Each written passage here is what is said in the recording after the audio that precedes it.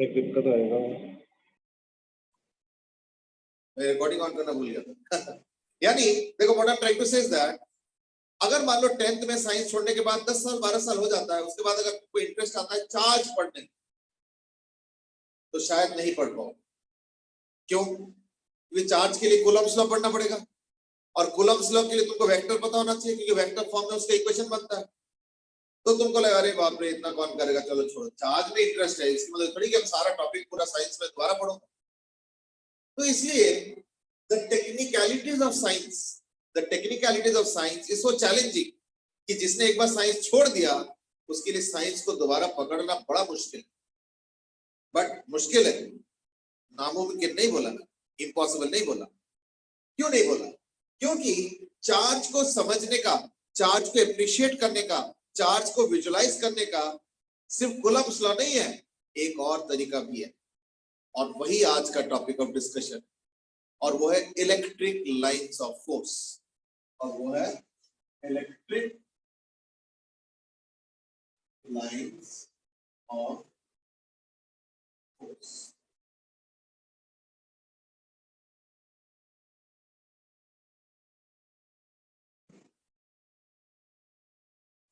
Electric lines of force.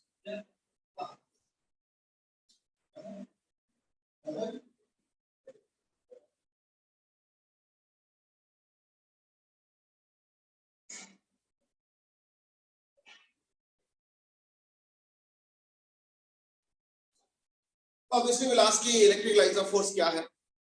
तो electric lines of force क्या है ना, दीज आर इमेजिनरी लाइंस। तो electric lines of force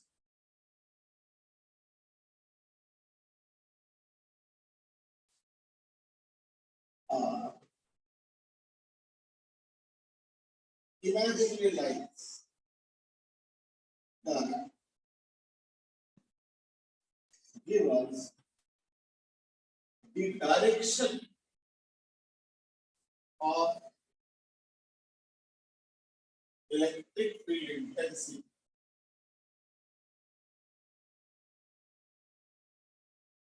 at a point।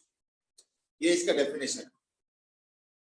तो direction कैसे देता है, उसके दो टाइप के केसेस हो सकते हैं। केस 1,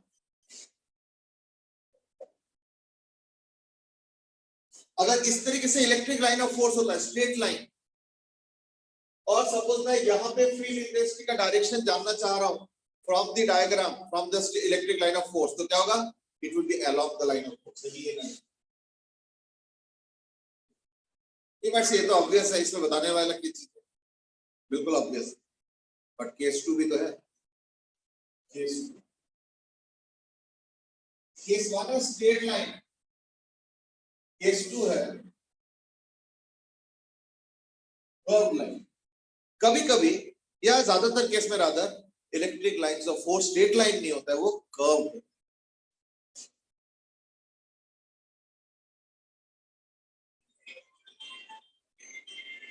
ठीक है, देख लो क्लास में कुछ अर्जेंट। हाँ कोई बात नहीं, मैं बात में।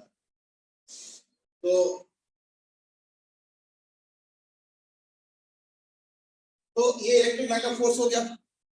अब इसमें एक आउटलाइन हो गया, इसमें डायरेक्शन कैसे निकलेगा? तो direction is found by drawing a tangent. ठीक है, direction is found by drawing a tangent. तो ये हो गया वो पॉइंट्स, और ये इलेक्ट्रिक लाइन ऑफ फोर्स है और ये टेंजेंट।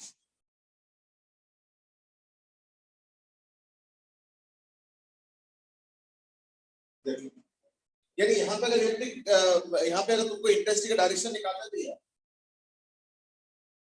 अगर यहाँ पे इंटेंसिटी का डायरेक्शन चाहिए तो ये भी टाइम, यहाँ पे इंटेंसिटी का डायरेक्शन चाहिए टाइम।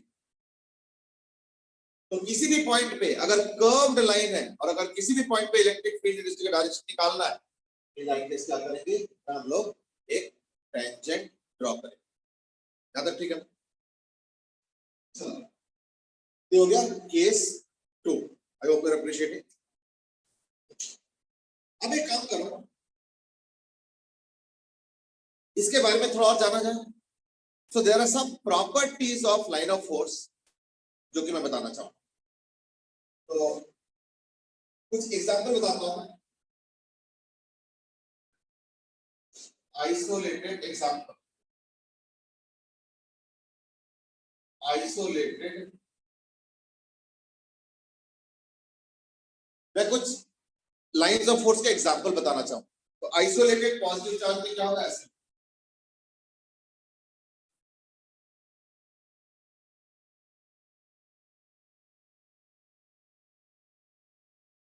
जो कि आइसोलेटेड पॉजिटिव चार्ज। और अगर आइसोलेटेड नेगेटिव चार्ज हो जाए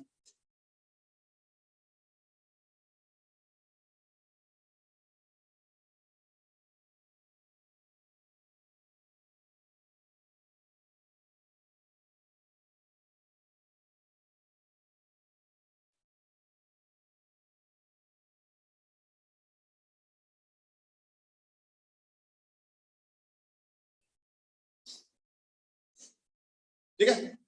तो बट से ये लाइन आप किस बेसिस पे ड्रॉ कर रहे हो, जरा सोचो। ये जो लाइंस मैंने ड्रॉ किया, देखो हर जगह हर लाइन तुमको इंटेंसिटी के डायरेक्शन निकालने में हेल्प करेंगे, मदद करेंगे। देखो कैसे, समझ लो यहाँ पे लाइट का स्विच ऑफ करो। सपोज तुमको यहाँ पे इंटेंसिटी की डायरेक्शन चाहिए, एक पॉइंट लिखा है मैंने, ड्रॉ किया, ठीक है ना। तो कैसे निकालोगे, is it this going to be the direction of field intensity,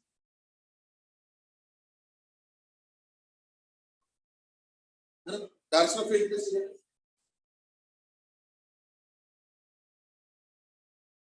clear है ना।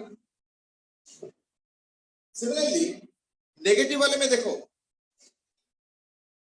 तो ये डायरेक्शन क्या है ना, इंटेंसिटी का डायरेक्शन का मतलब होता है अगर मैं एक 1 कूलम चार्ज कहीं पे रखूंगा, उसके ऊपर जो फोर्स होगा वही इंटेंसिटी होता है। तो अगर मैं यहाँ पे 1 कूलम चार्ज रखूंगा, ये जो प्लस क्यू चार्ज है, मैं अगर यहाँ पे 1 कूलम चार्ज रखूंगा, ये जो प्लस क्यू चार्ज है रिपेल करेगा, तो वही लाइन के अलावा होगा ना डायरेक्शन। सिमिलरली अगर मैं यहाँ पे प्लस 1 कूलम चार्ज रखूंगा, तो ये जो माइनस क्यू चार्ज है, ये जो माइनस क्यू चार्ज है, वो उस 1 कूलम को इधर अट्रैक्ट करेगा। तो यही हो गया इलेक्ट्रिक फील्ड इंटेंसिटी का direction.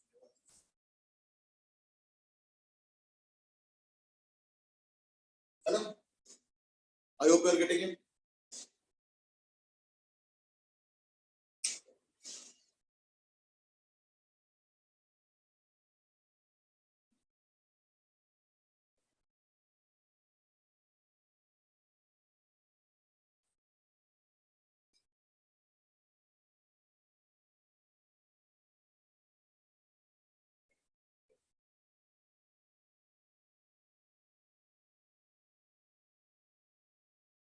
I hope you are getting it. ये आइसोलेटेड पॉजिटिव और आइसोलेटेड नेगेटिव चार्ज की वजह से जो फील्ड इंटेंसिटी होता है, बड़े आराम से आप देख सकते हैं। कर्व का भी एग्जांपल बताऊंगा थोड़ी देर बाद। अब हम जानते हैं थोड़े properties, property of lines of force. But before I go into properties,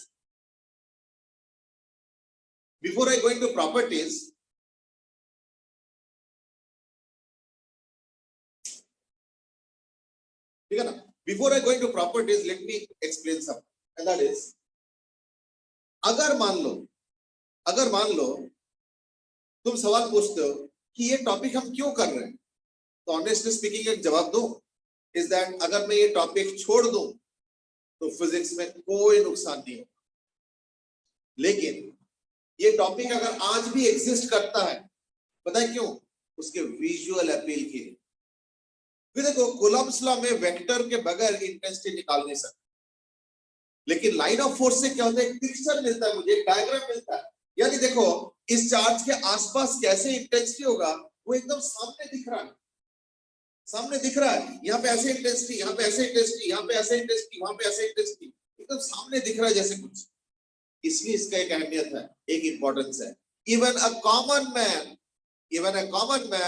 without too much of idea of vectors and other complicated topics can appreciate the idea of electric line of force and its variety of things. इसलिए ये topic exist करता है आज। अगर मैं इस topic को काट करके फिजिक्स की किताब में से निकाल दूंगा ना, तो कहीं कोई नुकसान नहीं, कहीं कोई दिक्कत नहीं, फिर भी ये टॉपिक एग्जिस्ट कर रहा है या नहीं। चलो let's proceed.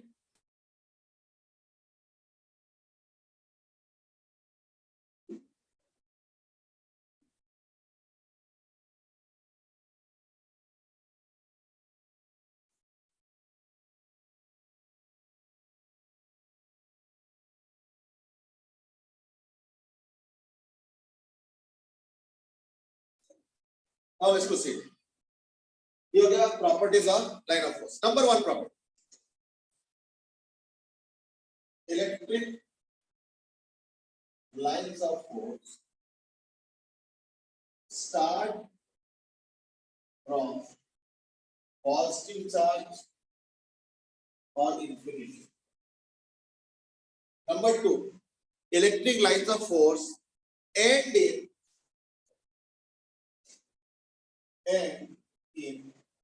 the end at negative charge or infinity. यानी इलेक्ट्रिक लाइन्स ऑफ फोर्स या तो पॉजिटिव चार्ज से स्टार्ट होगा या तो इंफिनिटी से स्टार्ट होगा, और नेगेटिव चार्ज पे एंड होगा या तो इंफिनिटी पे एंड होगा। दोनों का एग्जांपल ऑलरेडी मैंने बता दिया। कैसे? पॉजिटिव चार्ज के लिए लाइन ऑफ फोर्स कहां से स्टार्ट हुआ था? पॉजिटिव चार्ज से, और एंड कहां पे हुआ? इंफिनिटी पे। ड्रॉ किया था ना थोड़ी देर पहले। और नेगेटिव चार्ज के लिए क्या हुआ था? स्टार्ट कहां पे हुआ था? इंफिनिटी पे, और एंड कहां पे हुआ था? नेगेटिव चार्ज पे। तो सारे पॉइंट्स कवर हो गया। तो दोनों एग्जांपल के थ्रू ही सारे पॉइंट्स कवर हो गए, इजंट इट? ये हो गया। Number 3, electric lines of force are continuous lines. They are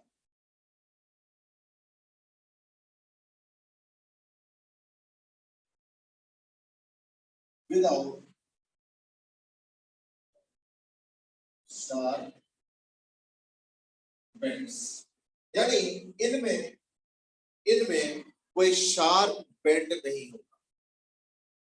अभी मैं थोड़ा एक्सप्लेन कर रहा हूं, यानी समझो, यानी ये अलाउड है, ये अलाउड। क्यों? कंटिन्यूअस लाइन है।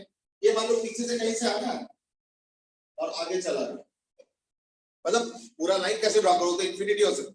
तो मान लो पीछे से कहीं से आया और इतने हिस्से का लाइन ऑफ फोर्स बनाया और फिर आगे कहीं चला गया, तो इधर वाले का भी डॉट डॉट डॉट बना दिया, उधर वाले का भी डॉट डॉट बना दिया, बीच वाला हिस्सा दिखा दिया। I think that's okay. तो ये तो अलाउड है, ये अलाउड नहीं।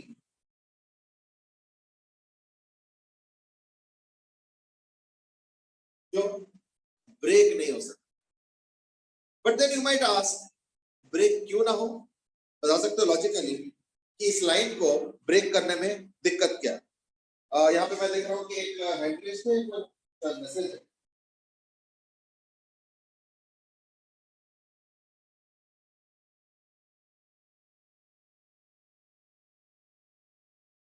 हाँ, इलेक्ट्रिक फील्ड लाइंस, वही लाइन ऑफ फोर्स, वही चीज है।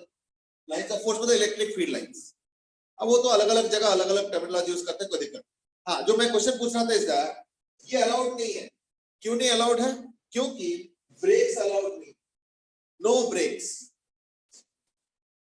नो ब्रेक्स और शार्प टर्न्स, यानी ब्रेक्स अलाउड नहीं है। लेकिन सवाल यहीं पे है, ब्रेक क्यों नहीं अलाउड है? कोई जवाब देना चाहेंगे? अक्षिता बताना चाहोगे बेटे, ब्रेक क्यों नहीं अलाउड है? अक्षिता? सर कोई आइडिया नहीं लग रहा अभी तक। चलो ठीक है, ध्रुव ट्राई करोगे बेटे? Sir not sure about it, but शायद वहाँ पे इसलिए हो सकता है क्योंकि वहाँ पे कोई चार्ज का एग्जिस्टेंस नहीं होगा फिर। ठीक है, ऑलमोस्ट करेक्ट है। और कोई ट्राई करना चाहोगे? सर मैं ट्राई। यस। सर अगर लाइन नहीं होगा उसका मतलब ये होना चाहिए कि वहां पर इलेक्ट्रिक फील्ड इंटेंसिटी 0 है, इसका मतलब डिस्टेंस इंफिनिटी होना चाहिए, और सर वो हो नहीं सकता, तो इसलिए मतलब इसलिए पिक्चर में ब्रेक अलाउड नहीं, नहीं। देखो वहां पे इलेक्ट्रिक फील्ड इंटेंसिटी 0 नहीं है, ये किसने कह दिया? इसलिए वो लॉजिक नहीं है। कुछ और बेटर लॉजिक बताओ। हो सकता है कि वहां पे इलेक्ट्रिक फील्ड इंटेंसिटी 0 है, क्या पता, इसलिए that logic will not work. Anything else? Okay, देखो मैं बताता हूँ क्यों नहीं हो सकता, जरा समझो। कोई भी लाइन अगर कहीं पे एंड हो रहा है तो वहां पे या तो इंफिनिटी पे एंड होगा, तो इंफिनिटी तो है नहीं। ये जो पॉइंट है देखो, ये लाइन देखो ध्यान से देखो, ये लाइन जा रहा है जा रहा है जा रहा है जा रहा है, एकदम से एंड हो गया है ना, ऐसे हो रहा है ना। पर कोई भी लाइन को अगर एंड होना है तो दो ऑप्शन है, या तो इंफिनिटी पे एंड होगा या तो कोई नेगेटिव चार्ज पे एंड होगा। तो कोई नेगेटिव चार्ज तो दिखाई नहीं जाओगे, और अगर एक नेगेटिव चार्ज दिखाओगे तो in that case and possible है, कोई दिक्कत नहीं। पर मैंने चार्ज तो कुछ दिखाया नहीं है, यानी पॉसिबल है। नॉट ओनली दैट, जो ये वाला लाइन है इसको भी या तो इंफिनिटी से स्टार्ट करना है या तो एक पॉजिटिव चार्ज से स्टार्ट करना है, कोई चार्ज थोड़ी दिखाया। तो देयरफॉर दोनों ही लॉजिक से पॉसिबल नहीं। इधर वाला इसलिए नहीं पॉसिबल है क्योंकि एंड होना चाहिए नेगेटिव चार्ज में, और जबकि एंड में नेगेटिव चार्ज दिखा नहीं रहा हूं मैं। और उधर वाला इसलिए नहीं पॉसिबल है क्योंकि स्टार्ट पॉजिटिव चार्ज से होना चाहिए, वो भी नहीं दिखा रहा हूं। तो ये परेशानी है, इसलिए तो that's what the problem is. I hope you are getting it. या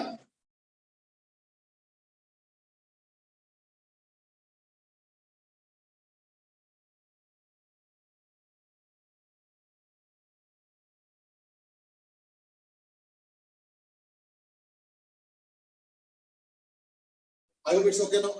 अब आ जाओ next.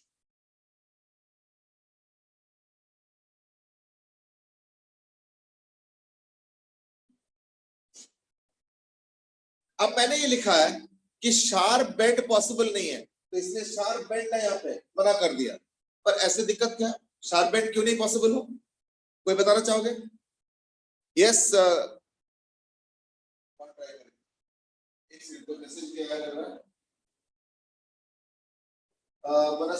Charge cannot jump from one point to another, नहीं ये रीजन नहीं है। अक्षर बता रहे electron flow as a hole, नहीं इलेक्ट्रॉन फ्लो वाला तो बात ही नहीं चल रहा है। क्यों? ये जो हम लोग चैप्टर पढ़ रहे हैं ना, ये है इलेक्ट्रोस्टैटिक्स। इलेक्ट्रोस्टैटिक्स का मतलब होता है चार्ज एट रेस्ट, इसलिए फ्लो हो की तो कोई बात ही, ठीक है ना, ध्यान रख। चलो अब सुनो, जो मैंने क्वेश्चन पूछा है दैट ये शार्प बेंड क्यों नहीं पॉसिबल है। मैं पूछता हूं किसी से, सौम्य बताओ बेटे, सौम्य बताना चाहोगे बेटे, कोई ट्राई करोगे कि ये शार्प बेंड में क्या दिक्कत है? Saumya would you try, any idea? Dhruv try करोगे बेटे, शार्प बेंड में क्या दिक्कत है? Sir no idea, sorry. No idea. Manasvi try करोगे?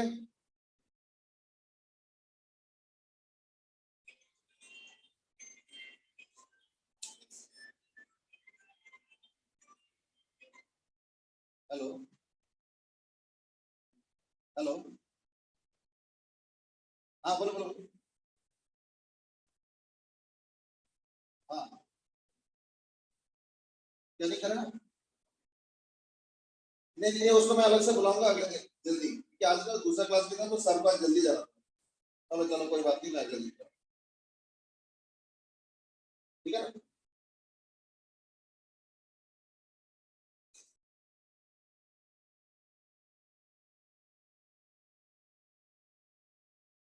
ओके ट्राई, और कोई ट्राई करना चाहोगे? अक्षत?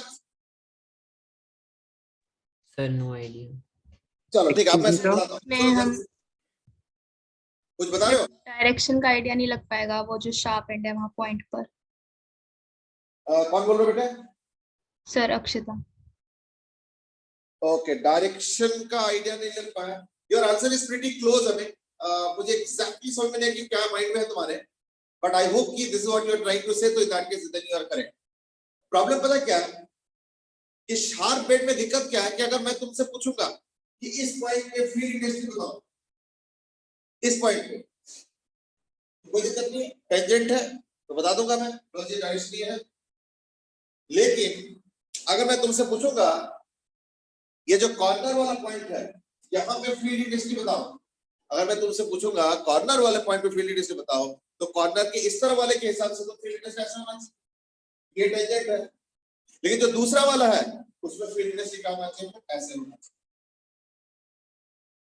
देखो ऐसे, ये परेशानी है या नहीं, ये परेशानी है। इसलिए ये जो कॉर्नर वाला पॉइंट है, ये जो कॉर्नर वाला पॉइंट है यहाँ पे फिर दो फील्ड का डायरेक्शन हो गया, ये कैसे हो सकता है? इसलिए शार्प टर्न पॉसिबल नहीं, शार्प बेंड्स पॉसिबल नहीं, ठीक है ना? इसलिए यहाँ पे लिखा विदाउट शार्प बेंड्स। तो ये इसका लॉजिक है। ओके, इसका जो नेक्स्ट पॉइंट है ना, वो ऑलमोस्ट इसी लॉजिक को और कंफर्म करता है। पता है क्या है? Fourth property, no two lines can intersect. क्यों? सेम लॉजिक कि अगर दो लाइंस इंटरसेक्ट करते हैं, इन दैट केस क्या होगा? ये जो लाइन है, ये जो लाइन है, अगर मैं पूछूंगा भाई यहाँ पे इंटरेस्ट बताओ, तो इस लाइन के हिसाब से, इधर वाले लाइन के हिसाब से इंटरेस्ट कैसा होगा? टेंजेंट। और इधर वाले लाइन के हिसाब से, इधर वाले लाइन के हिसाब से इंटरेस्ट का डायरेक्शन ऐसा होगा। अब एक ही पॉइंट पे दो डायरेक्शन कैसे पॉसिबल? ये देखो, दो डायरेक्शन कैसे? And that is the problem, है या नहीं? That is the problem. So two directions cannot be possible at the same point. यानी two directions not possible at same point. ये चीज ठीक है ना? देख लो अच्छे से। सर हाँ बेटा बोलो। सर टू डायरेक्शंस पॉसिबल क्यों नहीं है अगर दो चार्जेस हो जाएं? नहीं, देखो इलेक्ट्रिक लाइन ऑफ फोर्स जो बनता है वो सारा कुछ समेटते हुए बनता है। ऐसे नहीं कि एक चार्ज का एक लाइन ऑफ फोर्स, दूसरा चार्ज का दूसरा लाइन ऑफ फोर्स, ऐसे नहीं होता है। वो सारा मिला जुला के एक नेट लाइन ऑफ फोर्स बनता है। बल्कि अच्छा वो एक क्वेश्चन पूछा, मैं अगला जो कंसेप्ट समझाऊंगा वो इसी पे बेस्ड, बस थोड़ा सा और रुक जाओ, ठीक है? दो टू लाइंस का इंटरसेक्ट, क्यों? अगर इंटरसेक्ट करेंगे इन दैट केस क्या होगा? दो अलग अलग डायरेक्शन हो जाएगा। एक ही पॉइंट पे दो अलग अलग डायरेक्शन नहीं हो सकता। एक पॉइंट पे एक ही डायरेक्शन होगा, वो रिजल्टेंट के हिसाब से होगा, दो डायरेक्शन नहीं हो सकता। ये चीज line of force is a cumulative effect. ऐसे नहीं कि हर एक का लाइन ऑफ फोर्स रहेगा एक जमा बड़ा जमला, नो, सारा मिला जुला के एक फाइनल लाइन ऑफ फोर्स बनता है, तभी तो कर्व बनता है। अगर मान लो ऐसे खिचड़ी वाला होता तो दैट केस को देखा होता, जैसे एक चार्ज ऐसे है, एक चार्ज ऐसे है, इसका लाइन ऑफ फोर्स ऐसा ऐसा ऐसा है, इसका भी ऐसा ऐसा है, फिर तो सारा इंटरसेक्ट कर रहे देखो आपस में। ऐसे नहीं होगा, देखना ये सारा मिलजुल के एक फाइनल लाइन ऑफ फोर्स का शेप बनेगा। वो क्या बनेगा वो हम डिस्कस करेंगे थोड़ी देर बाद, बस थोड़ा रुक जाओ। ये हो गया फोर्थ पॉइंट। फिफ्थ पॉइंट लिखो। Excuse me sir. हाँ बेटा बोलो। सर ये जो आपने सेकंड वाला डायग्राम बनाया था और जो मैंने जो पॉइंट लिखा था कि चार्ज जो जहाँ पे ब्रेक है तो वहाँ पे चार्ज तो एक जगह से दूसरी जगह नहीं जा सकता, वो वैलिड पॉइंट नहीं होगा? क्यों? क्योंकि कोई भी लाइन अगर कहीं खत्म हो रहा है तो वहां पे एक चार्ज होना जरूरी, बट चार्ज तो मैंने दिखाया नहीं। हाँ, अगर तुम बोलोगे ये लाइन पॉसिबल है, बिल्कुल पॉसिबल है, कोई दिक्कत नहीं। पर बिना चार्ज का अब मैं बोलूंगा बताओ ये लाइन पॉसिबल है? नो। क्यों? यहाँ पे एंड नहीं हो सकता, क्योंकि एंड अगर होना होगा तो दो ही ऑप्शन है, या तो नेगेटिव चार्ज पे एंड होगा या तो इंफिनिटी पे एंड होगा। ना ये इंफिनिटी है और ना ही यहाँ पे कोई नेगेटिव चार्ज दिखा रहा हूं मैं, इसलिए पॉसिबल नहीं हो पाया। अब ठीक है, ठीक है बेटा, मनस्वी कहाँ समझ में आ गया? Yes sir. ओके चलो ठीक। और भी अगर किसी को ऐसे छोटे मोटे डाउट्स पूछना ना पूछ लो, क्योंकि ये टॉपिक ना बड़ा थियोरेटिकल टाइप का टॉपिक है। इसमें मैथमेटिक्स है बट बाद में है, पहले सारा थ्योरी है। इसलिए इसमें कंसेप्चुअल जो बेस है ना वो धीरे धीरे बनता है, और इसलिए पूछते जाओ, जो मर्जी पूछते जाओ, मैं उसको फिर अच्छे से एक्सप्लेन करूं, ठीक है?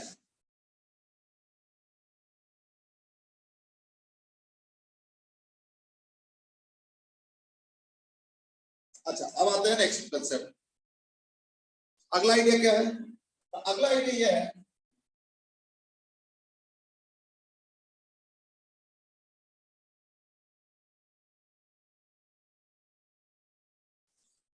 आई थिंक शायद 4 पॉइंट्स हो गए थे, 3 4 हो गए, 5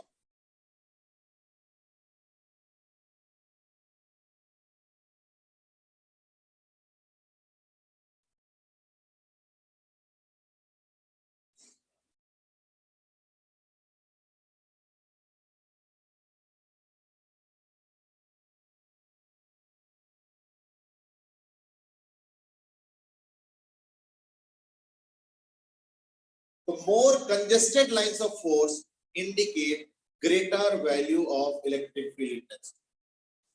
इसका मतलब क्या है कि जैसे मैं दो जगह पे लाइंस ऑफ फोर्स का जमावड़ा दिखा रहा हूं, जरा ध्यान से देख।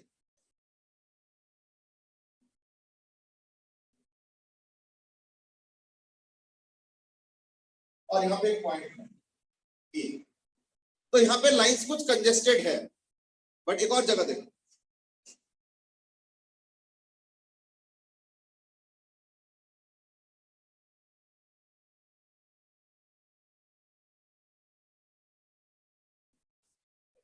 ए पॉइंट है और एक बी पॉइंट है, और मैं सपोज तुमसे पूछता हूं बताओ कहां पे इलेक्ट्रिक फील्ड इंटेंसिटी का वैल्यू ज्यादा है, क्या होगा?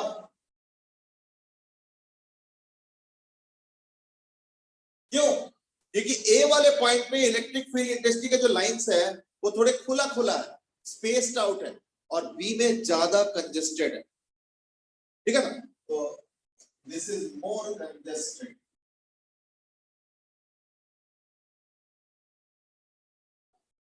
तो ज्यादा कंजेस्टेड का मतलब क्या होता है कि ज्यादा फोर्स एक्सपीरियंस होगा, यानी ज्यादा फील्ड इंटेंसिटी का वैल्यू होगा।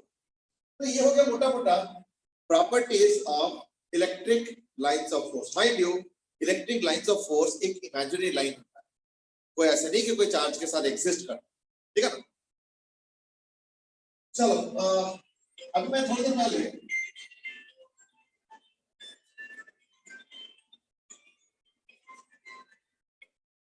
हेलो, हाँ कल बोलो, थोड़ी बात कर ली।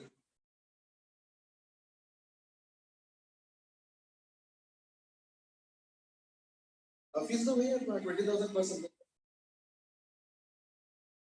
अच्छा वो जो क्या बोलते हैं इंस्टॉलमेंट और वो सब था, हाँ ठीक है ठीक है, बता क्लास का तो हाँ वही 19 के एक ही है, पर चलो भेज दो, है ना? ठीक।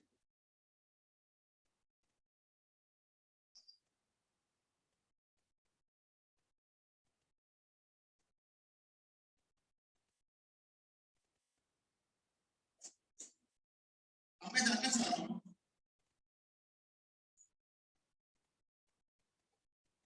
ठीक है, मैं जानना चाह रहा हूँ, अब मैं जानना चाह रहा हूँ कि अगर एक से ज्यादा चार्ज होगा तो क्या होगा?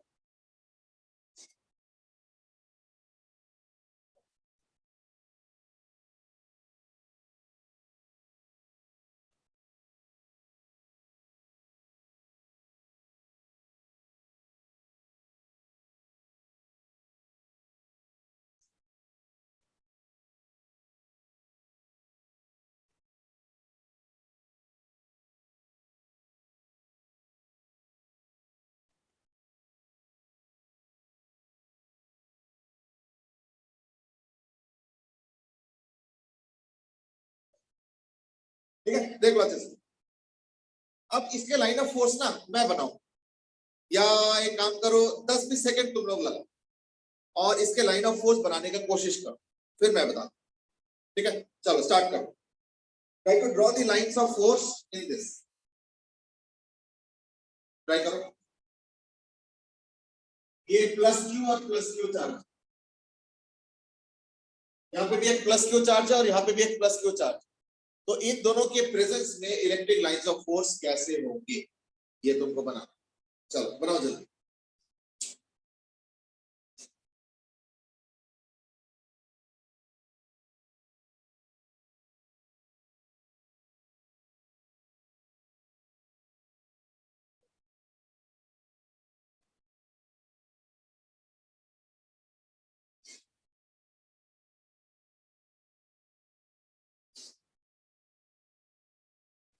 चलो अभी टाइम दे देना थोड़ा सा, अब मैं बना रहा हूं, ठीक है ना?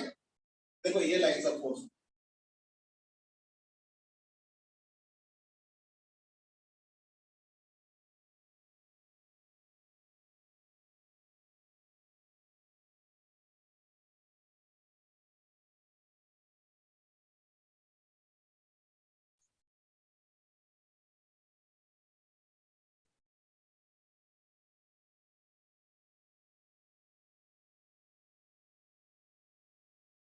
now you might say ये सही है, आपने खटाखट इधर से उधर से आपने ड्राइंग बना दिया, ये कहां से आ गया? हम कैसे कन्विंस हो जाए, हम कैसे बनाए? See I know it's a natural question. तो इसका देखो दो पार्ट में आंसर है। एक तो थोड़ा सा एक्सपीरियंस होने के बाद ना you will be able to better draw. फिर हो सकता है तुम आपने तो फटाफट ड्रॉ कर लिया, देखो वो तो इसलिए कि हमने बहुत बार ड्रॉ किया, चलो वो तो समझ आता है। फिर हो सकता है तुम बोलोगे कि मैं इसको विजुअलाइज कैसे करूं। देखो ये सबसे इंपॉर्टेंट पार्ट, ये ड्राइंग बना दिया तो व्हाई शुड एक्सेप्ट इट, है ना? अब थोड़ा ध्यान से देखो मैं कैसे इसको लॉजिकली कन्विंस कर रहा हूं। पहली बात तो किसी भी जगह पे जो इंटेंसिटी का डायरेक्शन होता है वो कर्व्ड लाइन के टेंजेंट पे होता है, ये हमेशा याद रखना, ये मत भूलना। तो एक काम करता हूं, इंटेंसिटी का मतलब क्या होता है हमने डिस्कस किया ना कि एक 1 कूलम चार्ज रख दो। सर आप म्यूट हो गए।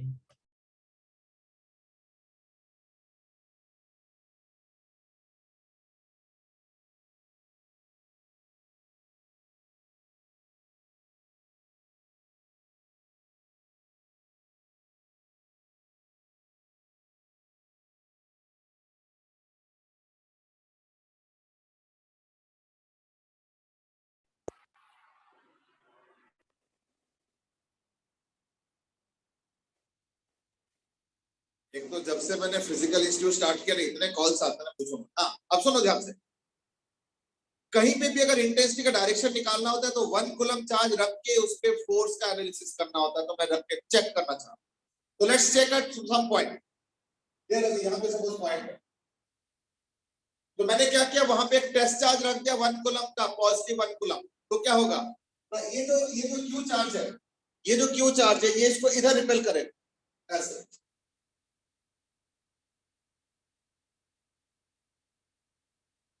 और ये जो क्यू चार्ज है वो इसको इधर रिपेल करेगा।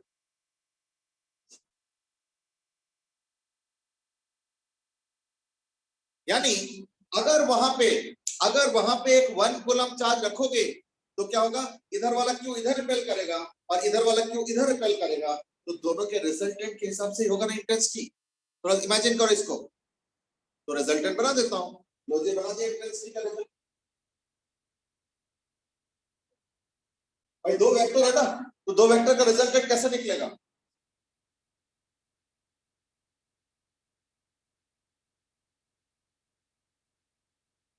तो दो वेक्टर का रिजल्टेंट कैसे निकलेगा? ऐसे। अब बताओ ये जो रिजल्टेंट है is it tangential at this point?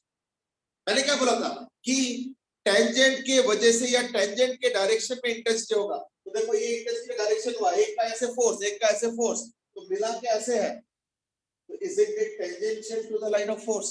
देखो ध्यान से, यही मैंने समझाने की कोशिश किया था। ये जो कर्व बन रहा है ना ये रैंडम नहीं है, इस कर्व के अंदर ऐसे सिस्टम है कि जहां पे भी तुमको इलेक्ट्रिक फील्ड से निकालना है वो देखना उससे निकाल सकते, ये चीज। बट यू माइट से ये तो आपने अपने बीच वाला एक पॉइंट लिया, कोई साइड में पॉइंट है तो मैं उसके लिए भी एग्जांपल दिखाता हूं। देखो हमें प्रूफ कर, तो मैं एक काम करता हूं, मैं थोड़ा एक साइड पॉइंट लेता हूं, जैसे ये पॉइंट, ये पॉइंट। अगर मैं यहाँ पे एक 1 कूलम चार्ज रखूंगा तो क्या होगा, ये जो क्यू चार्ज है ये ऐसे रिपेल करेगा,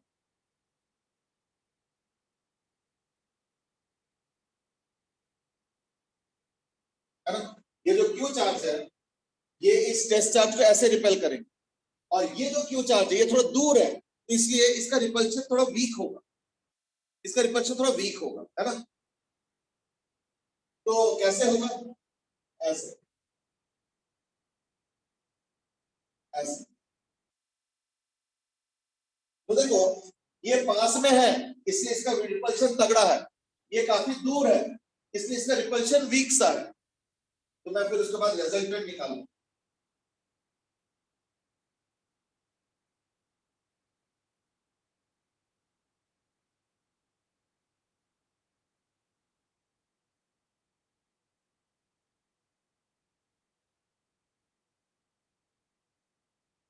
ठीक है, देख लो अच्छे से, ये रिजल्टेंट हो गया। अब जरा ध्यान से देखो रिजल्टेंट का डायरेक्शन, इज इट टेंजेंशियल? ये जो इलेक्ट्रिक लाइन ऑफ फोर्स बनाया मैंने वहां पे टेंजेंशियल है या नहीं, ये होता है इसका एक्सप्लेनेशन। ऐसे पता क्या, तुम किसी भी पॉइंट पे ट्राई करके देख लो, देखना एक का इंटेंसिटी ऐसे, एक का इंटेंसिटी ऐसे, फिर दोनों मिला के रिजल्टेंट कुछ ऐसे बनेगा, और वो रिजल्टेंट देखना उस पॉइंट पे बिल्कुल जो कर्व है ना लाइन ऑफ फोर्स वाला, उसके देखना टेंजेंशियल। तो यही इस लाइन ऑफ फोर्स का एग्जिस्टेंस का एक्सप्लेनेशन। और ये मैंने 2 पॉइंट पे करके दिखाया, एक थोड़ा बीचों बीच पॉइंट लिया मिड पॉइंट के आसपास, और एक थोड़ा कोने में, और क्या चाहिए। ऐसे तुम किसी भी पॉइंट को लेके कर सकते हो। अब मैं हजारों पॉइंट का थोड़ी दिखाऊंगा, 2 टाइप के पॉइंट्स दिखा दिया, एक साइड वाला एक बीच वाला, और मैं दिखा रहा हूं कि जो इंटेंसिटी का डायरेक्शन होता है वो देखना उन कर्व्स के बिल्कुल टेंजेंट के अलग। और ये मैंने पहले बोला, ये हो गया लाइंस ऑफ फोर्स का diagram for a plus Q charge and another plus Q charge हो गया। और ये सारा लाइंस इंफिनिटी पे जाएंगे, क्योंकि पॉजिटिव चार्ज से स्टार्ट होता है और इंफिनिटी पे एंड होता है। ये जो लाइंस है ना, ये सारा इंफिनिटी पे जाएंगे, सारा लाइंस इंफिनिटी पे जाएंगे। स्ट्रेट लाइन नहीं होगा, कर्व ऐसे कर, एंड सो ऑन।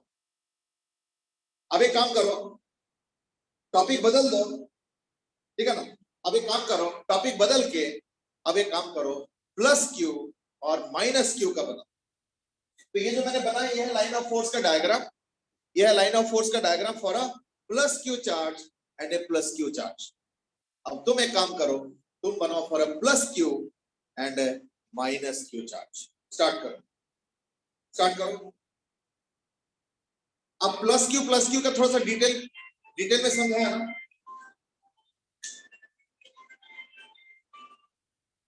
हेलो,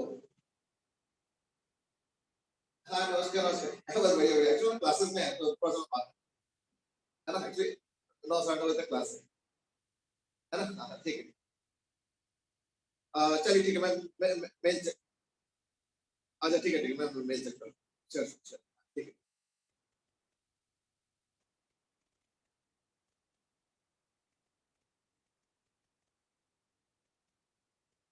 अब एक प्लस क्यू और माइनस क्यू का ट्राई कर रहा हूँ।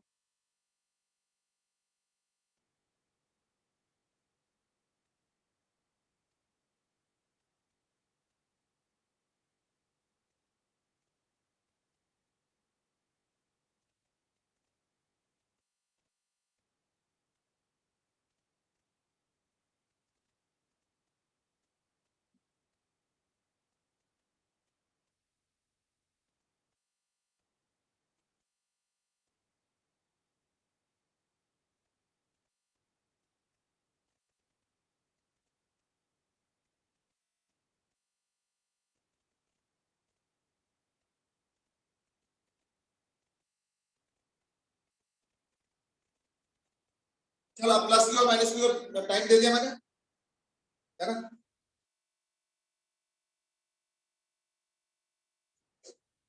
अब मैं प्लस क्यू और माइनस क्यू का बना रहा हूँ, आई होप कि तुम लोगों ने बना लिया होगा, तो टैली करो।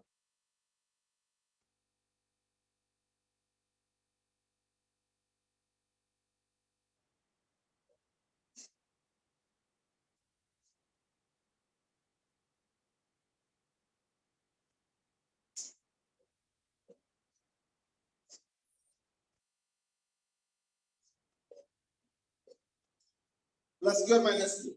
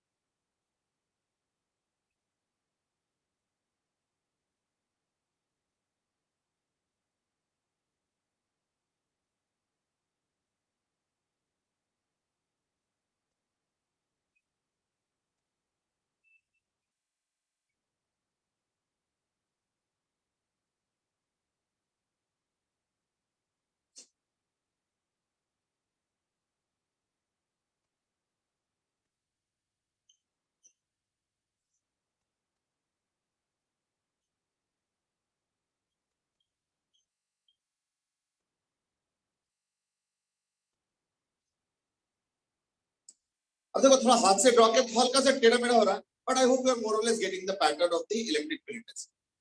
लेकिन बात वही है, तुम बोलोगे वाह आपने तो फटाफट ड्रॉ कर दिए, बहुत ड्रॉ कर दिए, हमें कैसे पता चलेगा। देखो तुमको पता चले ना चले, कम से कम कन्विंस तो करना पड़ेगा। भाई ऐसे मैं ड्रॉ करता हूँ, तुम कॉपी कर लो, ऐसे तो हो नहीं सकता, ये तो कन्विंसिंग करना चाहिए। तो कैसे करें, है ना? जरा ध्यान से देखो।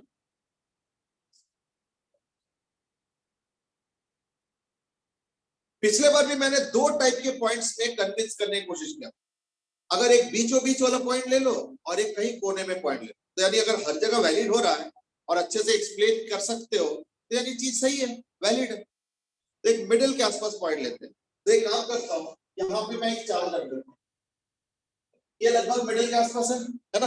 तो मिडिल के आसपास अगर एक 1 कूलम चार्ज रखोगे, +1 कूलम चार्ज, तो देखते हैं क्या फोर्स आता है। तो ये जो प्लस क्यू चार्ज है, इस बार क्या है? प्लस क्यू चार्ज और माइनस क्यू। ये जो प्लस क्यू चार्ज है, ये जो प्लस क्यू चार्ज है, ये इस 1 कूलम कैसे रिपेल करेगा?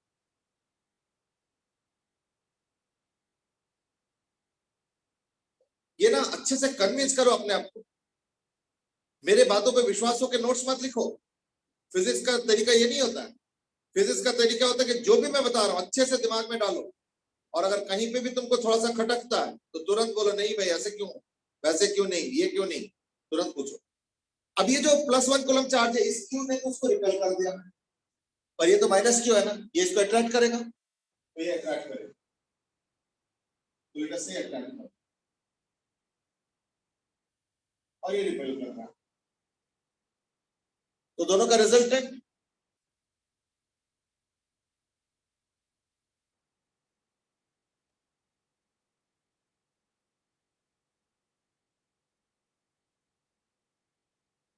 दोनों का रिजल्ट तो ऐसा होगा ना। अब जरा ध्यान से देखो, ये रिजल्ट है, ये रिजल्ट है, वहां पे इलेक्ट्रिक फील्ड लाइन का टेंजेंट है या नहीं, जरा चेक कर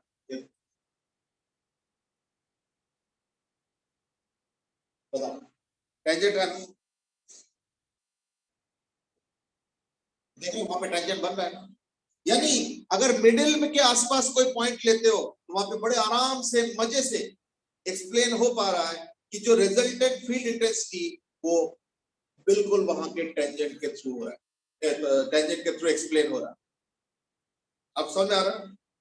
अब हम थोड़ा सा कोने में चलते हैं, एक पॉइंट ऐसे भी लेना चाहिए, वो भी देख लेते हैं। तो एक काम करो, यहां आ जाओ, यहां पे आ जाओ। तो लेट अस से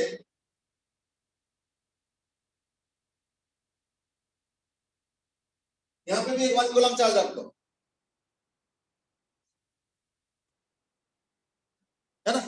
यहाँ पे एक प्लस चार्ज रख दो, तो ये जो क्यू चार्ज है ये रिपेल करेंगे। और एक चीज ध्यान रखना, ये थोड़ा करीब है तो इसका रिपल्शन ज्यादा होगा, तो देखते हैं कितना होगा।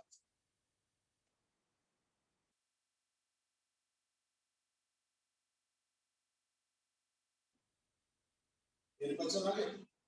और वो जो दूसरा वाला माइनस क्यू है वो अट्रैक्ट करेंगे, लेकिन ये काफी दूर है, ये काफी दूर है, इसलिए क्या होगा, कम अट्रैक्ट करेंगे। छोटा मोटा अट्रैक्शन दिखा दो इसका भी। तो जो रिजल्टेंट होगा वो कैसे होगा?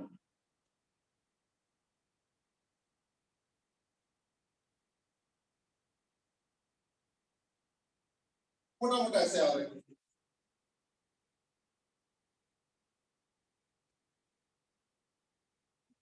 बताओ। ये रिजल्ट है, वहां पे टेंजेंट जैसे बन रहा है ना, यही मैं समझाने की कोशिश कर रहा हूं। यानी मिडिल के आसपास देखो, वहां पे भी अगर तुम दोनों के इंटेंसिटी का रिजल्टेंट निकालते हो तो बिल्कुल tangent to the line of force होता है। और अगर मिडिल का जगह कहीं कोने में ले जाते हो या कहीं कोने में पॉइंट लेते हो और वहां पे अगर इंटेंसिटी देखते हो और वहां पे वैल्यू निकालना चाहते हो, वहां पे भी ऐसे ही है, बड़े आराम से सॉल्व हो रहा है ना? तो इसलिए ये जो लाइन ऑफ फोर्स है वो ऐसे बनता है। अच्छा एक चीज और ध्यान रखना, is that Q charge positive है, वहां से लाइन ऑफ फोर्स शुरू हुआ, और उधर वाला चार्ज नेगेटिव है, वहां पे लाइन ऑफ फोर्स खत्म होना चाहिए। शुरू खत्म, शुरू खत्म, शुरू खत्म, एंड सो ऑन। यानी सारा पॉइंट जो हमने अभी तक डिस्कस किया या लिखा था, properties of line of force, सारा एक एक करके जस्टिफाई हो रहा है, वैलिड हो रहा है, और हमें बिल्कुल होते हुए सब कुछ दिख रहा है। ठीक है, लो जी, इसमें कोई सवाल तो नहीं पूछना है? अगर पूछ लो जरा। देख लो जरा सारा पॉइंट क्लियर है या नहीं, कोई सवाल है किसी का? चलो, अभी किसी ने सवाल नहीं पूछा तो आई होप कि मोरलेस मैंने क्लियर तो कर दिया, बट फिर भी दिमाग में अगर कुछ आता है तो हमेशा पूछ लिया, ठीक है? चलो let's proceed now.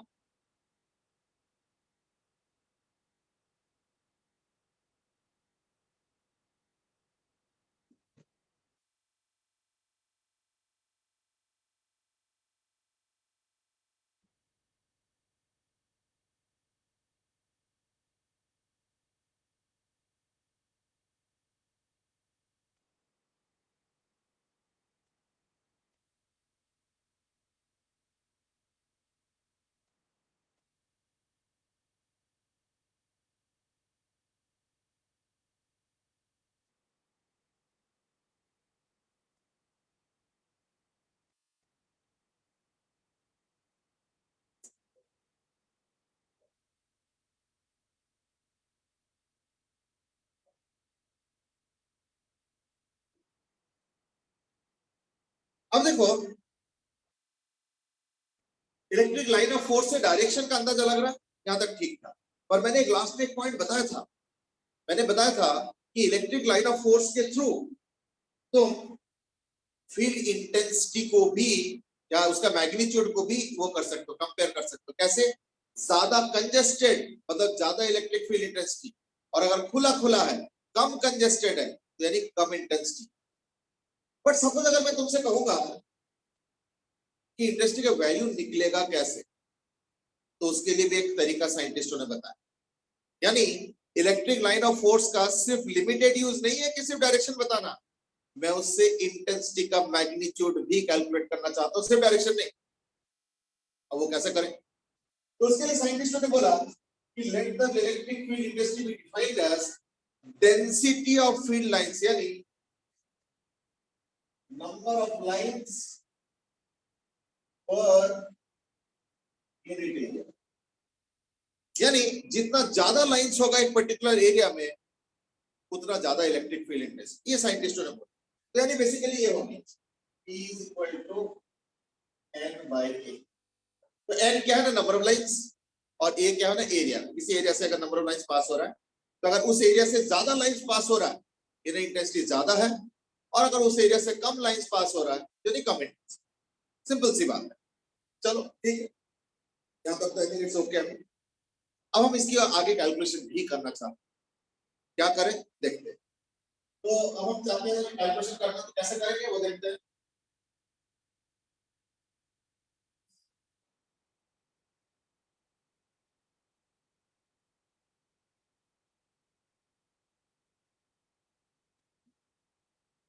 Before I enter into the discussion of this, let me point out one more thing. यह मैं एक सवाल पूछूंगा, is that सबसे पहले हमने स्टार्ट किया था आइसोलेटेड पॉजिटिव चार्ज के लाइंस ऑफ फोर्स। देखो दोबारा ड्रॉ करें, चलो जैसे करेंगे ऐसे करेंगे।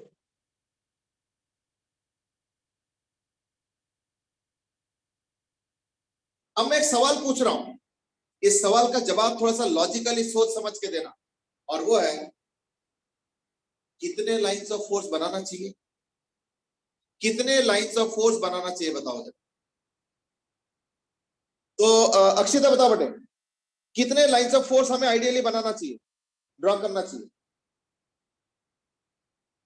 यूनिफॉर्मली होगा तो सिमेट्रिकली हमें कितने भी बना सकते हैं। हाँ, now that's an interesting answer. कितने भी बना सकते हो, तो कितना बनाओ? 100, 200, 5000, 25000? यस, बोलो अक्षिता। सर इतने की वो मतलब बहुत ज्यादा कंजेस्टेड भी ना हो। कहीं उल्टा तो नहीं बोल रहे कि बहुत ज्यादा कंजेस्टेड ना हो बोल रहे हो ना? अब सुनो प्रॉब्लम, जो मैंने लाइंस ऑफ फोर्स बनाया क्या ये सफिशिएंट है? Yes bro, is the number of lines you feel is sufficient? हम सर इंटेंसिटी बताने के लिए नहीं है, बट वैसे अगर हमें बस ये दिखाना हो कि फील्ड लाइन की डायरेक्शन किस, वो इलेक्ट्रिक फील्ड की डायरेक्शन किस साइड होगी, सो दैट्स तो फिर ये परफेक्टली इनफ। ओके सुनो, तुम्हारा आर्गुमेंट पार्टली ट्रू है। अब मैं बताता हूँ कहाँ पे दिक्कत है। What you are saying is that अगर तुमको डायरेक्शन दिखाना है तो ठीक है, इतना ही काफी है, पर एक प्रॉब्लम है, सपोज मुझे कोई वेक्टर कुछ आइडिया नहीं है, मैं सिर्फ इलेक्ट्रिक लाइन ऑफ फोर्स के जरिए फील्ड इंटेंसिटी का डायरेक्शन फाइंड आउट करना जानता हूं, तो मेरे लिए एक बहुत बड़ा प्रॉब्लम है। क्यों?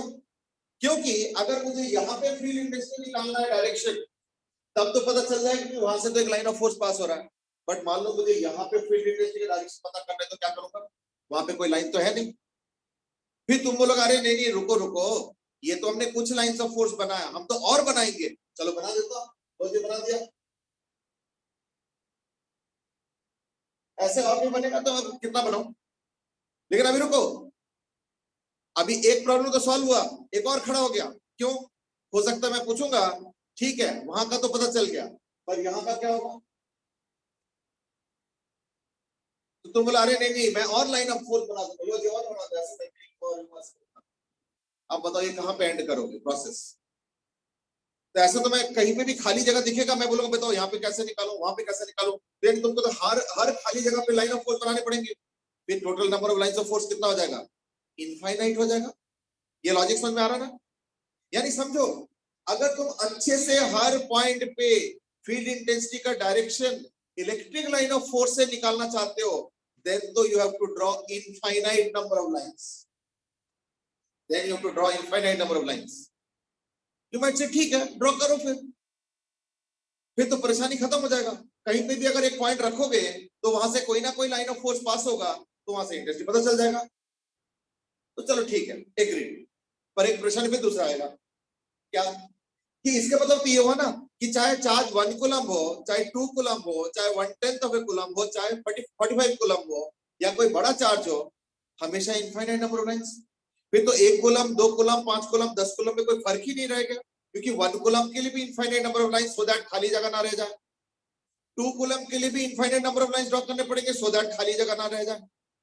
ये तो बड़ा प्रॉब्लमेटिक चीज। यानी ideally the number of lines that I should draw is infinite. क्यों? So that कोई खाली जगह ना रह जाए और कोई ये ना कहे कि यहाँ का इंटेंसिटी तो लाइन ऑफ फोर्स से हम निकाल नहीं पा रहे क्योंकि यहाँ पे खाली जगह। तो अगर सारे खाली जगह भरना है तो then you need what? Infinite number of lines. ये अच्छा है इनफाइनाइट नंबर ऑफ लाइंस के फेवर में, पर उसके अगेंस्ट में क्या जा रहा है? इसका मतलब 1 कूलम्ब हो, 2 कूलम्ब हो, 3 कूलम्ब हो, 4 कूलम्ब हो, हर एक में इनफाइनाइट नंबर ऑफ लाइंस, फिर तो कोई फर्क ही नहीं रह गया 1 कूलम्ब और 2 कूलम्ब में। लेकिन इतना तो मुझे मालूम है कि 1 कूलम्ब के वजह से जो इंटेंसिटी होता है किसी एक जगह पे, 2 कूलम्ब के वजह से इंटेंसिटी ज्यादा होता है। अब ये बड़ा परेशानी हो गया, कुछ पॉइंट्स इंफिनिटी के फेवर में है और कुछ पॉइंट्स इंफिनिटी के अगेंस्ट में भी है, तो क्या करें? तो साइंटिस्टों ने एक मिडिल पाथ निकाला। देखो इनफाइनाइट के फेवर में क्या पॉइंट है कि अगर तुम इनफाइनाइट नहीं बनाओगे, तुम अगर 5, 10, 20, 50 लाइंस बनाओगे तो क्या होगा? खाली जगह रह जाएगा। और अगर इनफाइनाइट बनाते हो तो फिर क्या दिक्कत आ रहा है? फिर दिक्कत ये आ रहा है कि 1 कूलम्ब, 2 कूलम्ब, 3 कूलम्ब सबके लिए इनफाइनाइट बनाओगे, तब तो यानी 1 कूलम्ब, 2 कूलम्ब, 3 कूलम्ब में कोई फर्क ही नहीं रहेगा। तो इनफाइनाइट के फेवर में भी पॉइंट है और इनफाइनाइट के अगेंस्ट में भी कंसेप्ट। तो साइंटिस्टों ने इसका मिडिल रास्ता निकाला। साइंटिस्टों ने बोले एक काम करो, तुम large number of lines of force बना दो, पर इनफाइनाइट नहीं बनाएंगे, बनाएंगे फाइनाइट। तो यानी फाइनली डिसीजन क्या हुआ कि let us draw a very large number of lines but finite. Large मतलब पता नहीं कितना लार्ज होता, हम देखेंगे बाद में, बट फाइनाइट। अब इससे फायदा क्या होगा? देखो अगर बहुत लार्ज नंबर ऑफ लाइंस बनाओगे तो दैट केस बहुत कंजेस्टेड होगा, तो खाली जगह बहुत कम रहेगा। बट हो सकता है तुम फिर भी नॉटीली बोलोगे पर खाली जगह तो रह गया ना, वहां पे इंटेंसिटी कैसे निकालोगे? तो उसके जवाब में भी मैं कह सकता हूं, पर ध्यान से पॉइंट सुनना। इज दैट सपोज तुम्हारे पास 2 लाइंस बहुत कंजेस्टेड ऐसे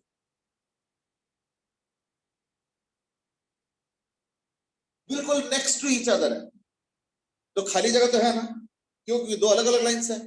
अब सपोज तुमको टीज करने के लिए, तुमको परेशान करने के लिए मैं बोलूंगा भाई वो जो दोनों लाइंस के बीच में जो खाली जगह है वहां पे इंटेंसिटी अगर निकालना, तो वो कैसे करेंगे? तो फिर पता क्या करेंगे, तो वहां पे एक पॉइंट ले लो इंटेंसिटी क्या होगा, उसके ठीक अगल बगल के जो दो लाइंस है उनके ठीक बीचों बीच ही ना एक लाइन होगा, तो क्या होगा, मैं एक लाइन में बीच में से ड्रॉ कर दूंगा। यानी अगर लाइंस बहुत करीब करीब है, इन दैट केस उन दोनों लाइंस को देख के मैं लगभग इंटेंसिटी का डायरेक्शन बड़े आराम से निकाल सकता हूं, कोई दिक्कत नहीं। ये हो गया इसका फायदा। आई होप यू रियलाइज, ठीक है।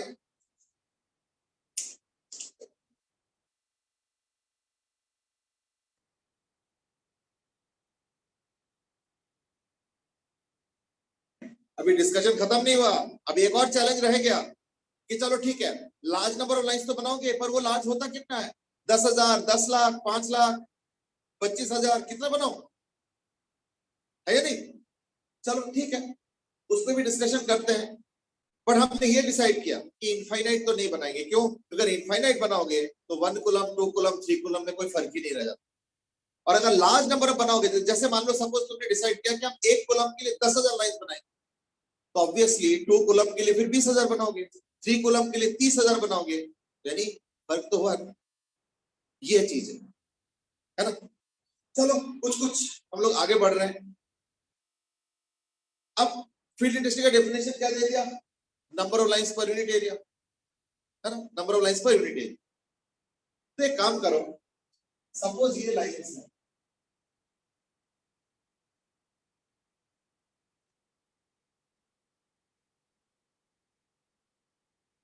और सपोज मैं 2 जने को भेज देता हूं, सपोज मैं, अच्छा कोई मैसेज दिया है, ओके, अक्षर से कि आप इनफाइनाइट बना दो। अब इनफाइनाइट वाला डिस्कशन तो मैंने कर दिया। अब दूसरा एक पॉइंट है, because sir there won't be any change as there is symmetry. नहीं, सिमेट्री ठीक है, सिमेट्री में कोई दिक्कत नहीं है, but the point is that infinite बनाने का भी कुछ फायदे नुकसान है और फाइनाइट बनाने का भी फायदे नुकसान है। इसलिए साइंटिस्टों ने बीच का रास्ता निकाला, फाइनाइट बट लार्ज, इनफाइनाइट नहीं, लार्ज, ठीक है। ओके, अब ये हो गया लाइंस ऑफ फोर्स। तो हमने इंटेंसिटी को डिफाइन किया है एंड बाय एरिया। तो मैं क्या करता हूं, मैं 2 जने को भेजता हूं कि भाई ऐसा है ना, एक जगह पे देखना लाइन ऑफ फोर्स बनाया होगा, वहां का इंटेंसिटी कैलकुलेशन करो। तो कैसे करोगे, ना पहले नंबर ऑफ लाइंस गिन लो और एरिया निकाल लो और एरिया से डिवाइड कर लो। चलो ठीक है, कोई नहीं, करते हैं। तो एक जने ने क्या किया, ये एरिया लिया और नंबर ऑफ लाइंस गिन लिया एन। तो उसने आके खबर दे दिया मुझे कि सर मैंने इंटेंसिटी कैलकुलेट कर लिया, कितना है ना, number of lines N, calculate के जो भी एन होगा 10, 20, 50, 100, 200 जो भी, और ये रहा एरिया। तो T1 आ गया n by 8 आ गया। फिर मैं सोचा कि चलो एक जने पे भरोसा नहीं करना चाहिए, थोड़ा क्रॉस चेक कर लेना चाहिए, मैंने एक और को भेज दिया। एक काम करो, तुम भी ना कैलकुलेट करके आओ जरा। अच्छा, दूसरा जिसको भेजा उसको पहले के बारे में नहीं पता कि कैलकुलेशन हो चुका है, उसको सिर्फ चेकिंग के लिए भेजा जा रहा है, उसको नहीं पता। उसको लगे चलो ठीक है कैलकुलेट करके आते हैं, फिर घूम के आ जाएंगे। उसको भी सेम चीज बताया मैंने कि भाई इंटेंसिटी कैलकुलेट करना है तो नंबर ऑफ लाइंस गिन लेना और एरिया से डिवाइड कर लेना। पर उसने जब एरिया ड्रॉ किया, उसने लिया ये वाला एरिया, उसने कुछ और इंटेंसिटी निकाला। अब एक परेशानी है, क्या ये तो इसका मतलब एरिया भी सब लोग अलग अलग चूज कर सकते हैं। कोई ऐसे एरिया लेंगे, कोई ऐसे एरिया लेंगे, कोई ऐसे एरिया लेंगे, कोई इस तरफ से लेंगे, कोई उस तरफ, हर एक का अलग अलग कैलकुलेशन हो जाएगा। अब बताओ, एक ही जगह पे इंटेंसिटी कैलकुलेट कर रहे हो, हर एक का अलग अलग आंसर आएगा, ऐसे कैसे चल सकता है? तो कुछ तो गड़बड़ है। तो गड़बड़ उनका नहीं है जो जिनको भेजा गया, गड़बड़ मेरे से हुआ। क्या कि मैंने उनको ढंग से बताया नहीं कि एरिया लेना कैसे, क्योंकि ऐसे तो हर कोई अलग अलग एंगल पे टेढ़े मेढ़े एरिया निकाल लेगा, सबका अलग अलग आ जाएगा। तो एक स्टैंडर्ड वैल्यू होना चाहिए ना। तो अब मैंने सोचा कि नहीं नहीं, इसमें तो गड़बड़ हो रहा है। अब मैंने उनको समझाया कि एरिया जैसे मर्जी नहीं चलेगा, एरिया परपेंडिकुलर होना चाहिए। फिर तो ये वाला सही निकला, फिर ये करें, ये करें। क्यों?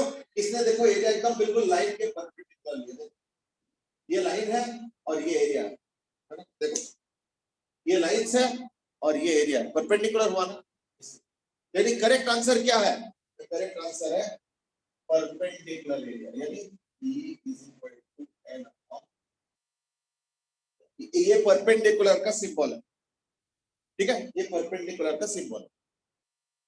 अब जिसको मैंने पहले भेजा था, जिसने ये वाला कैलकुलेशन भेजा था मुझे, ये वाला एरिया, वो आके बोलता है कि सर जिसको आपने बाद में भेजा उसका तो आंसर अलग आ रहा है, मेरा तो आंसर अलग है। तो मैं बोला ऐसा है ना, तुमसे एक गलती हो गया था, गलती तुमसे नहीं हुआ तो गलती मेरे से ही हुआ कि मैंने तुमको ढंग से बताया नहीं था कि एरिया कैसे लेना है, तो तुमने ऐसे एक एरिया ले लिया, तो इसलिए तुमसे गलती हो गया। अब वो पूछता है मेरे से, तो फिर क्या इस गलती को हम सुधार नहीं सकते किसी तरीके से? तो मैं बोलता हूँ चलो एक काम करो, तुमने नंबर ऑफ लाइंस तो सही गिना है, उसमें तो कोई दिक्कत नहीं है, वो नंबर ऑफ लाइंस तो सबका सेम ही है, पर तुमने एरिया को टेढ़ा ले लिया था और हमें एरिया सीधा चाहिए था। तो मैं बोलता हूँ एक काम करो, तुम्हारा भी मैं सुधार देता हूँ। कैसे? तो हमें तो ये वाला एरिया चाहिए ना जो परपेंडिकुलर वाला है। अब बताओ, ये एरिया मैंने गलती से ले लिया, मैंने गलती से ये वाला एरिया ले लिया और ये वाला लेना चाहिए था, तो थीटा एंगल पे है ना। तो जरा बताओ, अगर कोई चीज ऐसे है और उसके थीटा एंगल पे अगर चाहिए तुमको, तो cos थीटा कंपोनेंट होता है ना, थीटा एंगल पे क्या होता है? cos theta component. तो मैं क्या बोलूंगा, ये काम करो, या तो तुम ढंग से एरिया ले लो परपेंडिकुलर वाला, तब तो कोई झंझट नहीं, और अगर तुमने टेढ़ा मेढ़ा एरिया ले लो तो भी जुगाड़ है, रास्ता है। क्या? कि वो जो टेढ़ा मेढ़ा एरिया है उसका सीधा वाला पार्ट निकाल लो, क्या करो, cos थीटा कंपोनेंट। अब तो दोनों का सेम हो जाएगा, क्योंकि टेढ़ा मेढ़ा एरिया का cos थीटा कंपोनेंट ये सेम एज सीधा एरिया, तो सीधा एरिया तो इसका है ही है, सही है, करेक्ट आंसर है। अब इसका भी आंसर मैं ठीक करना चाहता हूं, तो मैंने क्या किया, इसको मॉडिफाई कर, तो फाइनली क्या लिखा मैंने ना, E is equal to number of lines by A perpendicular, यानी या तो परपेंडिकुलर एरिया से निकालो या तो क्या करो, cos थीटा कर लो। अगर एंगल पे है एरिया तो उसका सीधा कर लो, सीधा कैसे करोगे, cos थीटा से। तो therefore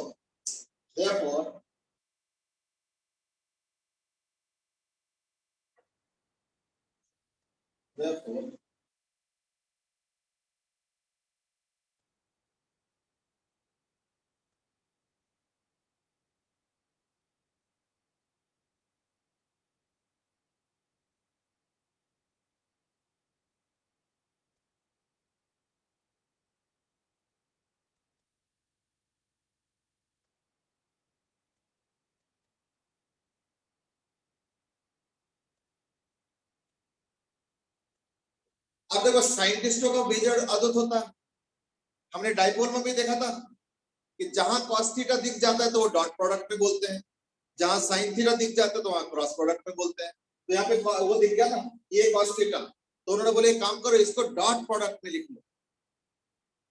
बट फिर एक परेशानी और आ गया, क्या कि देखो इलेक्ट्रिक फील्ड इंटेंसिटी वेक्टर होता है, इसमें कोई परेशानी नहीं, लेकिन एरिया तो वेक्टर नहीं होता है। बात समझ में आ रहा है?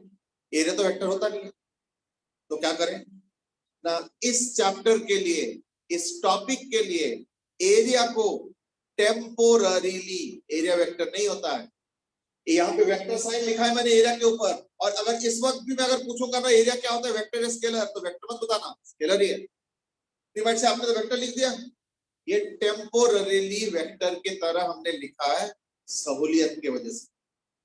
But then you might say, लेकिन वेक्टर में तो दो चीज होता है, एक है मैग्नीट्यूड और एक है डायरेक्शन, तो वो कैसे निकालोगे? तो देखो, magnitude of E vector is equal to area, यानी अगर सर्कल होगा तो पाई आर स्क्वायर, स्क्वायर होगा तो एल स्क्वायर, ट्राइंगल होगा तो half base into altitude, rectangle होगा तो लेंथ इनटू ब्रेड्थ वगैरह वगैरह। इसलिए एरिया वेक्टर का जो मैग्नीट्यूड है वो तो हो गया equal to the area itself. और डायरेक्शन क्या है? Direction is considered as perpendicular to the area on surface. ये चीज है, ये हो गया बाय डेफिनेशन। सर ये ई मैग्नीट्यूड है या ए मैग्नीट्यूड है? हाँ, क्या बोला थे दोबारा बताओ। सर ये ई का वेक्टर का मैग्नीट्यूड होगा या ए वेक्टर का मैग्नीट्यूड होगा? नहीं, एक, अच्छा तो सॉरी, वो तो गलती से लिखा है मैंने, ऑब्वियसली ए का ही बात चल रहा है। तो एरिया वेक्टर का मैग्नीट्यूड क्या होगा? जो एरिया है वही उसका मैग्नीट्यूड। सर्कल के लिए पाई आर स्क्वायर, रेक्टेंगल के लिए लेंथ इनटू ब्रेड्थ, स्क्वायर के लिए एल स्क्वायर, ट्राइंगल के लिए हाफ बेस ऑल्टीट्यूड वगैरह वगैरह वगैरह। तो उसका मैग्नीट्यूड क्या होगा ना एरिया के बराबर, और डायरेक्शन क्या होगा परपेंडिकुलर। ये डिफाइन किया गया, साइंटिस्टों ने डिफाइन, ये डेफिनेशन है, ठीक है। अब क्या हुआ देखो, हाँ बोलो। सर मेरे को डाउट था सर, हमें ये कैसे पता कि हमें मतलब हमें तो ये निकालना है कि इंटेंसिटी कितनी है और इंटेंसिटी सेम होनी चाहिए। अगर सर पॉइंट इंटेंसिटी सेम हो या नहीं हो उससे कोई मतलब नहीं है। पॉइंट इज दैट अगर कहीं पे अगर नंबर ऑफ लाइंस तुमको निकालना है तो क्या होगा, वहां का जो नंबर ऑफ लाइंस होगा वो वहां का इंटेंसिटी और वहां के एरिया वेक्टर का डॉट प्रोडक्ट हो। किसी और जगह पे अगर number of lines of force निकालना है तो वो वहां का इंटेंसिटी और वहां का एरिया वेक्टर का डॉट प्रोडक्ट, तो हर जगह के हिसाब से हो, ठीक है ना, हर जगह के हिसाब से होगा। एक बार चेक कर लो। और कुछ सर मेरे को डाउट एक्चुअल में था कि मेरे को ही समझ नहीं आ रहा कि हम कैसे चूज करें कि एरिया कौन सी शेप का लेना है, कौन सा शेप का एरिया मतलब होना चाहिए। नहीं उससे कोई मतलब नहीं है, ठीक है ना। अब एक चीज और मैं बता देता हूं, थोड़ा ध्यान से सुनो। इज दैट ये एरिया वेक्टर के ऊपर एक और कमेंट, क्या कि अगर फ्लैट सरफेस है तब तो एक ही एरिया वेक्टर है।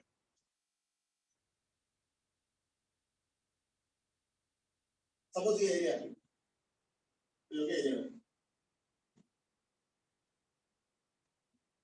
लेकिन अगर कर्व सरफेस एरिया होगा तो कोई सिंगल एरिया वेक्टर नहीं होता।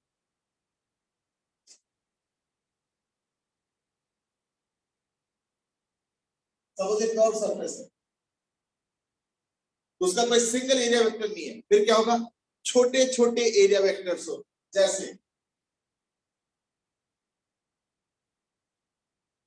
एरिया वेक्टर नहीं है, डीए वेक्टर।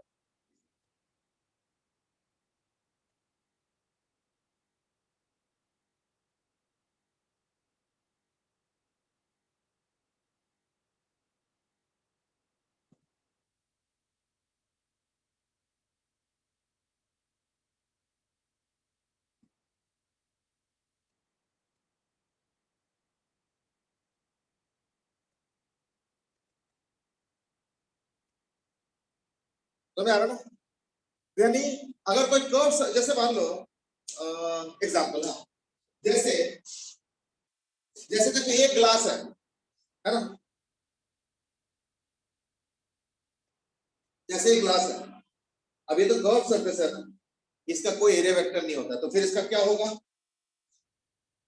ना, ग्लास के यहाँ पे एरिया वेक्टर ऐसे होगा, ऐसे यहाँ पे एरिया वेक्टर ऐसे होगा, यूं यहाँ पे इस जगह पे एरिया वेक्टर ऐसे होगा, perpendicular to that particular area. ये कर्व्ड है तो इसलिए एरिया वेक्टर यहाँ पे ऐसे होगा, यहाँ पे ऐसे होगा, यहाँ पे ऐसे होगा, यहाँ पे ऐसे होगा, यहाँ पे ऐसे होगा, यहाँ पे ऐसे होगा, यहाँ पे ऐसे होगा, यहाँ पे ऐसे, हर जगह अलग अलग एरिया वेक्टर होगा, छोटे छोटे एरिया लेंगे। वो एरिया वेक्टर नहीं है, डीए वेक्टर है, स्मॉल एरिया वेक्टर।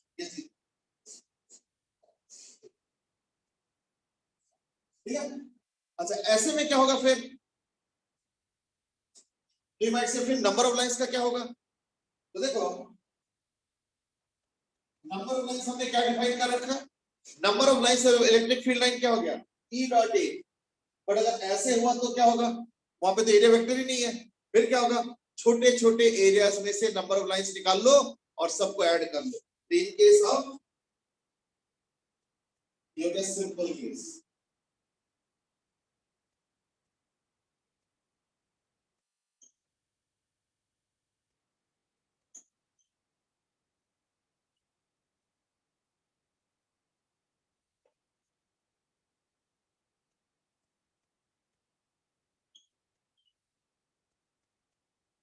फिर क्या करेंगे, छोटे से एरिया के थ्रू नंबर ऑफ लाइंस निकाल लो, ई डॉट डी ए, फिर उसके बगल में से फिर निकाल लो ई डॉट डी ए, फिर उसके बगल में से निकाल लो ई डॉट डी ए, उसके बगल में से निकाल लो ई डॉट डी ए। इस तरीके से क्या होगा, ई डॉट डी ए का इंटीग्रेशन। हेलो, हाँ जी, पॉजिटिव है,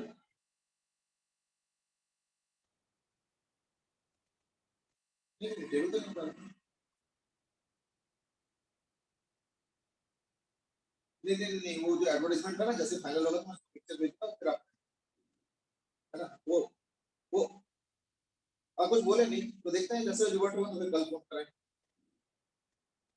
है ना, वो सारा फीस।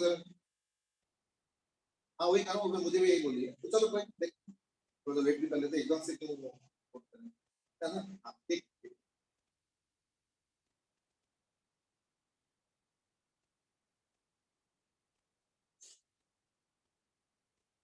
कुछ मैसेज आया हुआ है तो हाँ, now this is a very good question. Now Manasvi is asking कि फ्लैट सरफेस में आपने एरिया ऊपर की तरफ लिया, नीचे की तरफ क्यों नहीं लिया? नीचे की तरफ भी हो सकता है, वो एक्चुअली डिपेंड करता है कि तुम कहां से देख रहे हो। ऑब्जर्वर जहां से देख रहा है ना, वहां से अवे हो, तो it is always away from the observer, ये चीज। तो देखो अगर मान लो एरिया यहाँ पे है तो एरिया वेक्टर इधर हो जाएगा, पर अगर एरिया वेक्टर यहाँ पे है तो area vector downwards, away from the observer, ये ध्यान रखना, ठीक है ना। तो area vector is always away from the observer.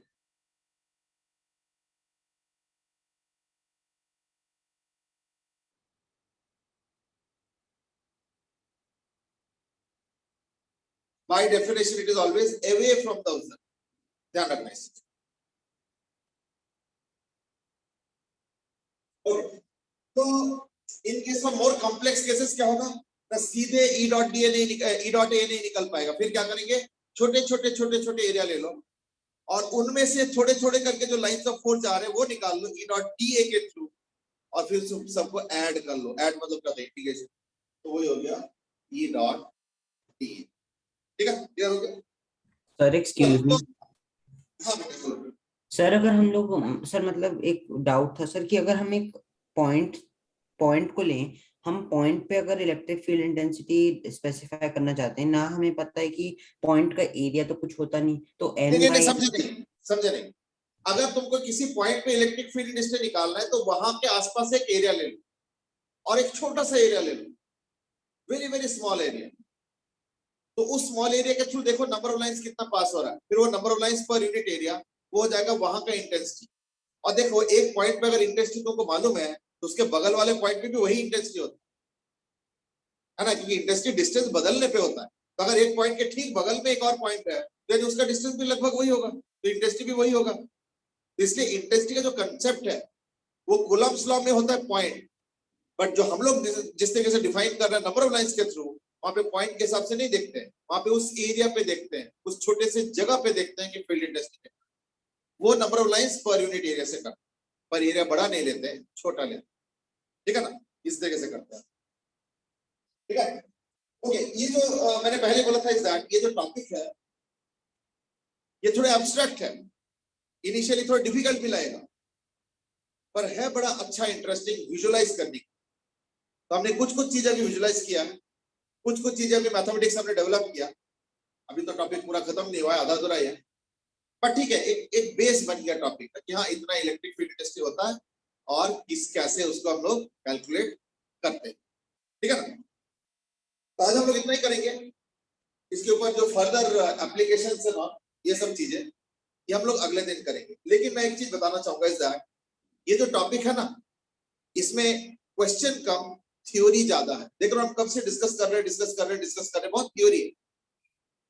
इसलिए जितना आज हमने डिस्कस किया, आई होप कि सब कुछ नोट कर चुके होंगे। इनको एक बार दोबारा अच्छे से पढ़ो। तो अगला क्लास हम थर्सडे करेंगे ना, तो थर्सडे के क्लास के पहले अच्छे से इस टॉपिक को पढ़ो और फिर हम उसको डिस्कस करेंगे, ठीक है ना। तो प्लीज ये जो टॉपिक है ये एक बार समझ में आएगा ना तो बहुत अच्छा लगेगा, बट क्योंकि थोड़ा एब्स्ट्रैक्ट है इसलिए इनिशियली थोड़ा हेजिटेशन होता है। अच्छा इसे ऐसे होता है, ये नंबर ऑफ लाइंस होता है, ये इंटेंसिटी होता है, कैसे होता है, डायरेक्शन कैसे होगा, ये cos थीटा कैसे आ गया, डॉट प्रोडक्ट कहां से आ गया, ये देखना 1000 सवाल आता है इसके। It's normal, I mean don't worry on that, it is just that जो मैंने आज कवर किया उसके बाद अच्छे से पढ़ो, और अगर कहीं पे भी कुछ भी डाउट आता है तो थोड़ा बहुत पेंसिल से या कहीं पेन से नोट कर, ये ऐसे क्यों हो रहा है, डॉट प्रोडक्ट कैसे लिया, एरिया वेक्टर कैसे यूज करेंगे, जो भी डाउट आ रहा है मतलब उसको नोट कर। अगले क्लास में जब हम डिस्कशन शुरू करेंगे तो पहले उन क्वेश्चंस को पहले पूछ लें, फिर जब क्लियर हो जाएगा you will feel more comfortable and then we will be also able to go faster and also in a more smooth way, ठीक है ना। चलो आज के लिए इतना ही करते हैं। ये टॉपिक एब्स्ट्रैक्ट है, ये टॉपिक फॉर अ लेमैन है, कि एक लेमैन को भी दिखता है कम से कम कि हाँ ऐसे इंटेंसिटी है, इधर है उधर है, डायग्राम दिखेगा ना तो पता चलता है। अगर उसको बोलो वेक्टर समेशन होता है वो उसके समझ में कुछ नहीं आएगा, पर अगर बोलोगे देखो ये लाइन है और यहाँ पे ऐसे इंटेंसिटी है, यहाँ पे ऐसे इंटेंसिटी है, वहां पे ऐसे इंटेंसिटी है, तो उसको विजुलाइज कर सकता है उन लाइन को देख के। तो कम से कम एक लेमैन को भी फिजिक्स समझने का एक मौका हम देते हैं इस टॉपिक के जरिए, खास करके चार्ज रिलेटेड टॉपिक, ठीक है ना। चलो आज के लिए will be carrying on the next class on Thursday class में इसको कंटिन्यू करेंगे, लेकिन क्लास के पहले वो चीजें डिस्कस करेंगे जो कि तुम्हारे डाउट्स की लिस्ट के अंदर आ रहा है इस टॉपिक के, जितना अभी तक डिस्कस किया उसके रिलेटेड। जो भी छोटा मोटा मन में आ रहा है ना शंका, डाउट एंड ऑल, नोट कर लो, बस उसको डिस्कस करेंगे, देखना सबका ही बेनिफिट हो, सिर्फ तुम्हारा नहीं, सबका ही बेनिफिट हो, ठीक है। चलो आज के लिए इतना, good night, bye bye. Thank you sir, good night sir. Okay, good night, bye bye. Thank you sir. Good night sir. Thank you sir. Thank you, good day, bye.